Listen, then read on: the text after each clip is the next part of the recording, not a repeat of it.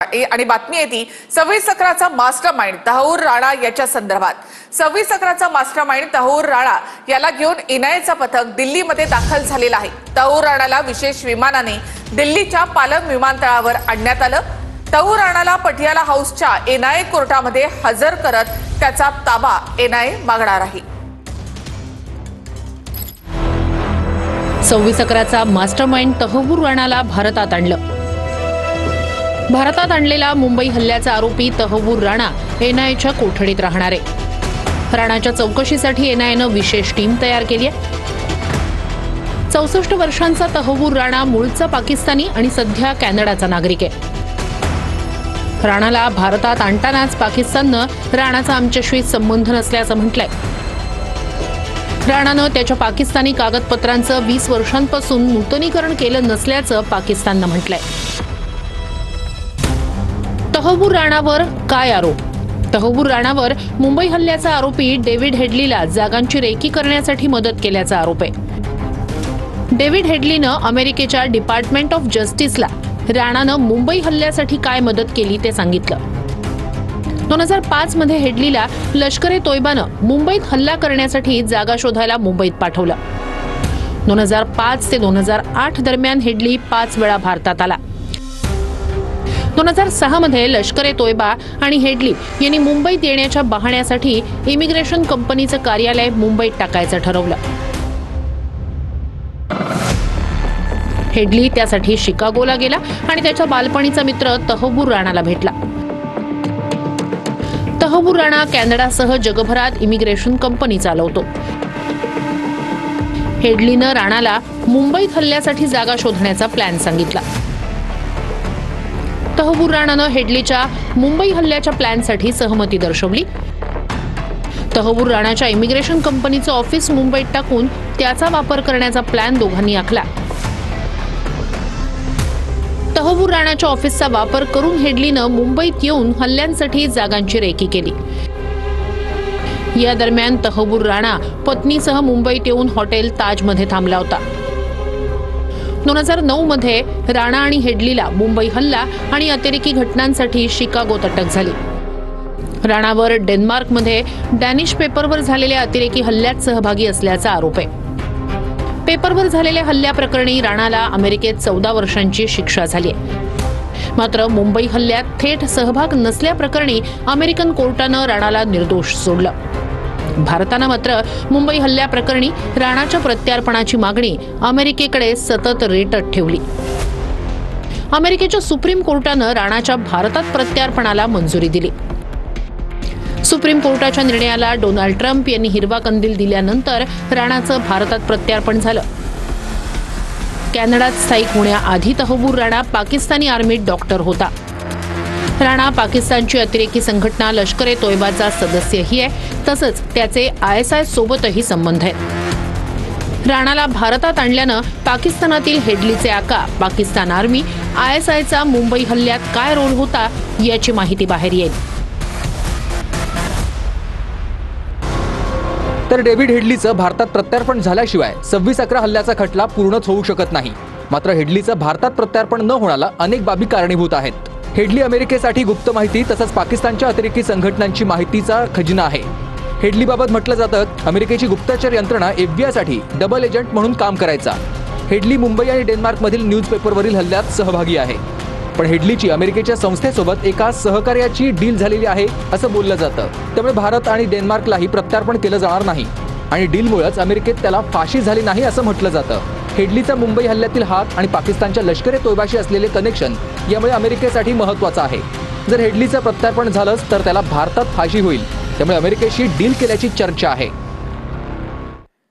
संतोष देशमुख हत्या प्रकरणामधला आरोपी वाल्मिक कराडने निर्दोष मुक्ततेसाठी न्यायालयामध्ये अर्ज सादर केला आहे आणि याच प्रकरणामध्ये दुसरा आरोपी विष्णू चाटेने आपल्याला लातूरमधून बीडच्या तुरुंगात हलवावं अशी मागणी न्यायालयापुढे केली। संतोष देशमुख हत्या प्रकरणामधल्या आरोपींनी काढलेला व्हिडिओ आज सरकारी वकील उज्ज्वल निकम यांनी कोर्टापुढे सादर केला आहे। संतोष देशमुख हत्या प्रकरणातला आरोपी वाल्मिक कराडनं निर्दोष मुक्ततेसाठी न्यायालयात अर्ज सादर केलाय। बीड जिल्हा न्यायालयात संतोष देशमुख हत्या प्रकरणाची सुनावणी झाली। या सुनावणीत दोन्ही बाजूच्या वकिलांनी युक्तिवाद केला। पहिल्यांदा वाल्मिक कराडच्या वकिलांनी निर्दोष मुक्तीसाठीचा अर्ज न्यायालयात सादर केला. याचा उज्ज्वल निकम यांनी विरोध केला. यावर 24 तारखेला सीआयडी आपलं म्हणणं मांडणार आहे. संतोष देशमुख यांना मारहाण करतानाचे व्हिडिओ सरकारी वकिलांनी न्यायालयात सादर केले. सरकारी वकिलांनी सादर केलेला पेनड्राईव्ह आम्हाला मिळावा अशी विनंती आरोपीच्या वकिलांनी केली. यावर आम्ही पुरावे लगेच देत आहोत असं उत्तर उज्ज्वल निकमांनी दिलं. हे पेनड्राईव्ह कुठल्याही परिस्थितीत बाहेर जाता कामा नयेत अशी विनंती निकम यांनी न्यायालयाला केली आहे. वाल्मिक कराड फरार असतानाच्या काळात प्रॉपर्टी सील करण्यासंदर्भातला अर्ज आरोपीच्या वकिलांनी केला होता. त्या अर्जाची प्रत मिळावी अशी विनंती आरोपीच्या वकिलांनी केली. त्यानंतर वाल्मिक कराडची संपत्ती जप्त करण्याची मागणी सरकारी वकिलांनी केली. आता त्यामध्ये आजच्या तारखेला आरोपी नंबर 1 वाल्मिक कराड यांच्यामार्फत आम्ही कोर्टामध्ये डिस्चार्ज ॲप्लिकेशन फाईल केलेलं आहे. या गुन्ह्यामध्ये वाल्मिक कराड यांचा सहभाग नाही का? आमच्या म्हणण्यानुसार सहभाग नाही आहे.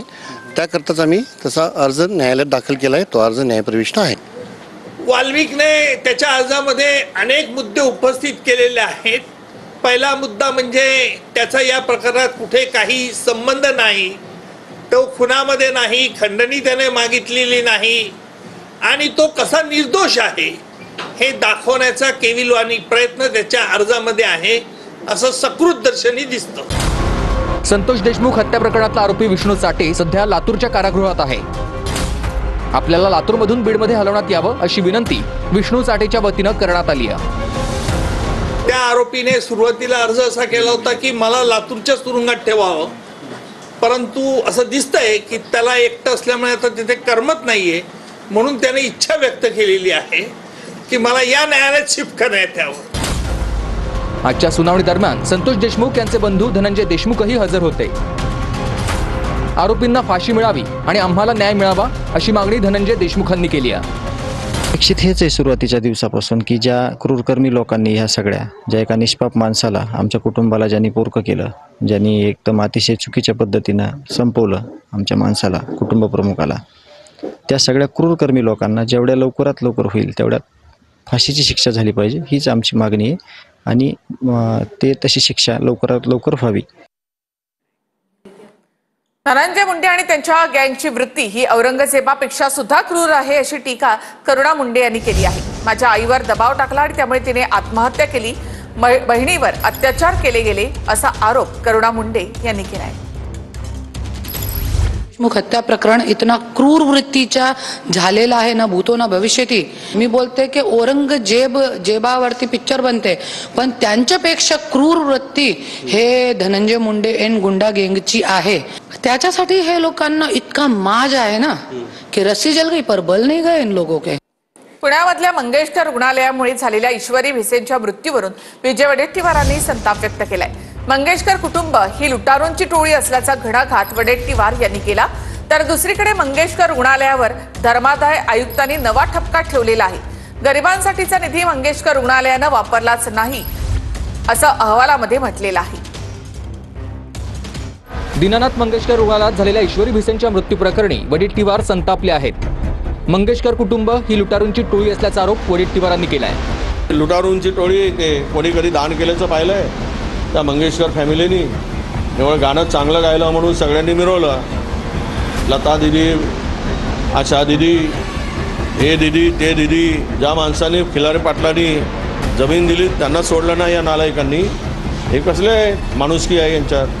हे तर माणुसकीला कलंक असलेले कुटुंब आहे. अशा पद्धतीने जर मॅनेजमेंट चालवून गरिबाची लूट करून गरिबाचं शोषण करणारं जर हॉस्पिटल असेल तर एक कलंक आहे आणि याला कोणी साथ देऊ नये. यांच्यावर कडक कारवाई झाली पाहिजे.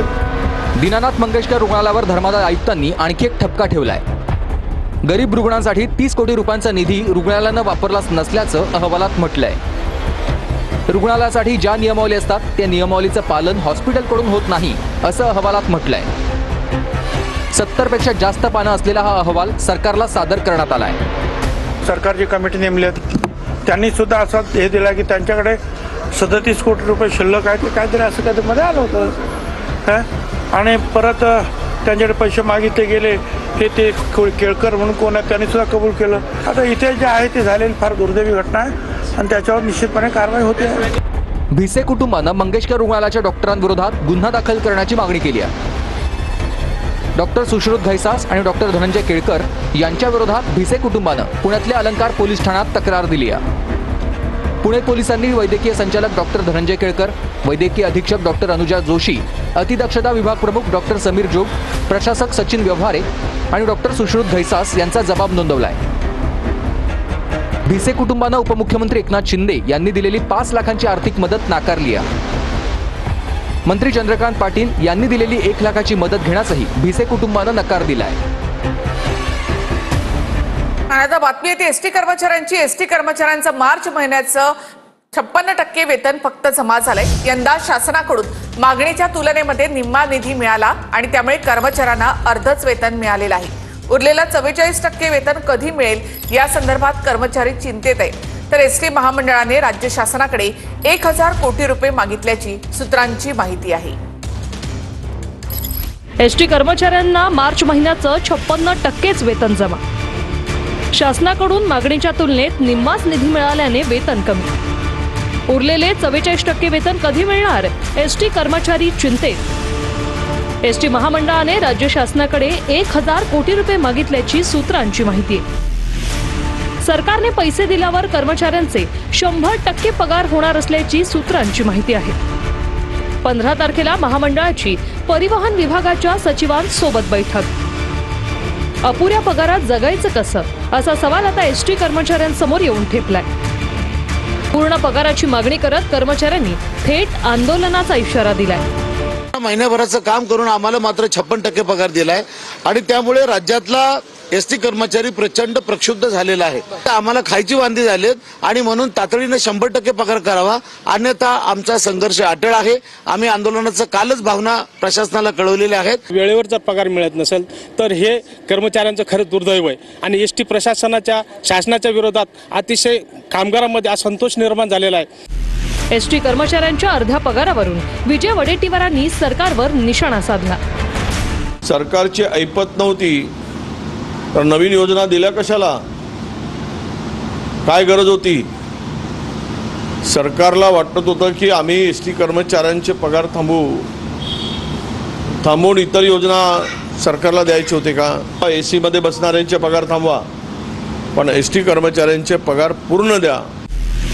पगारासाठी 466 कोटींची गरज असते, मात्र सरकारकडून 200 कोटींच्या आसपास रक्कम दिल्याचं श्रीरंग बर्गे म्हणाले.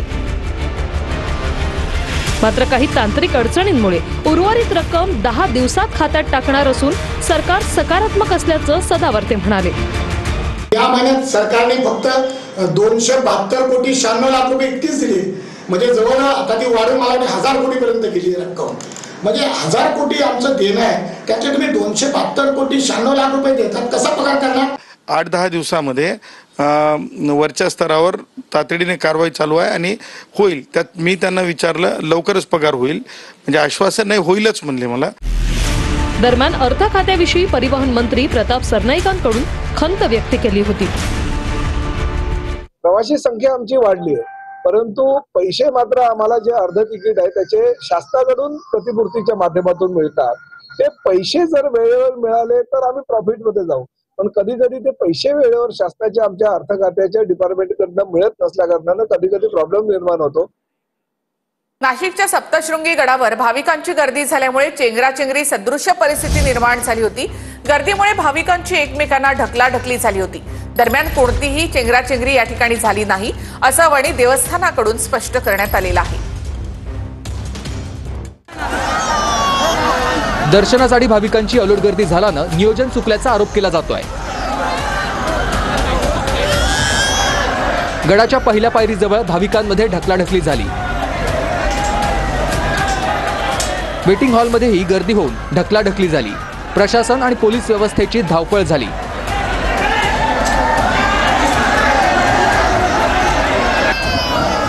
चैत्रोत्सवानिमित्त सप्तशृंगी गडावर बुधवारी रात्रीपासून भाविकांची गर्दी झाली.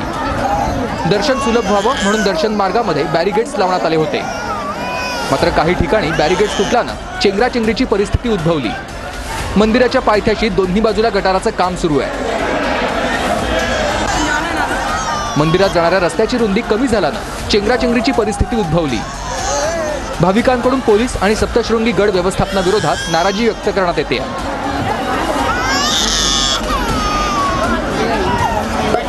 दाखल झाल्यानंतर जी बॅरिगेटी हलक्या स्वरूपात बांधलेली होती गर्दी येईपर्यंत, ती बॅरिगेटिंगच्या बांधलेल्या दोऱ्या निसटल्या आणि त्या निसटल्यामुळे भाविकांची ड्रिलिंगची तिथे गर्दी झाली. कुठलीही चेंगराचेंगरी झाली नाहीये. उपमुख्यमंत्री अजित पवारांचे पुत्र जय पवार यांच्या साखरपुड्याच्या निमित्तानं पवार कुटुंब पुन्हा एकदा एकत्र आलेलं आहे. साखरपुड्याच्या निमित्तानं शरद पवार, सुप्रिया सुळे या समारंभासाठी उपस्थित आहेत. अजित पवारांच्या फार्म हाऊसवर हा साखरपुडा समारंभ पार पडतोय.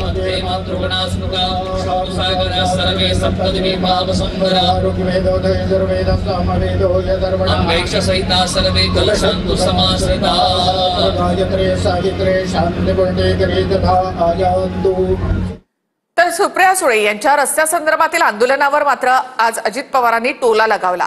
खासदारांना 5 कोटीचा निधी मिळतो, त्यातून रस्त्याचं काम करता आलं असतं असं अजित पवार म्हणाले. त्याला सुप्रिया सुळेंनी सुद्धा प्रत्युत्तर दिलं. No comments. त्याच्या संदर्भात मी पण आज 35 वर्ष काम करतो, तुम्ही पण मला बघितलेलं. खासदारांना पण 5 कोटी खासदार निधी असतो. म्हणजे जर करायचं म्हटलं तर कशात नाही करता येऊ शकतो. 9 तालुके 23 लाख मतदार आणि 5 कोटी रुपये. त्याच्यामुळे हे कशालाच पुरत नाही. म्हणजे शाळांना पैसे दिले, रस्त्यांना दिले. तर आम्ही अनेक खासदारांनी हे मूव्ह केलं आणि आम्ही माननीय आदरणीय प्रधानमंत्र्यांना विनम्र विनंती केली आहे की आज खासदारांचे मतदारसंघ प्रचंड मोठे झालेत, लोकसंख्या वाढायला लागल्यात, त्याच्यामुळे आमचा खासदार पण वाढवा.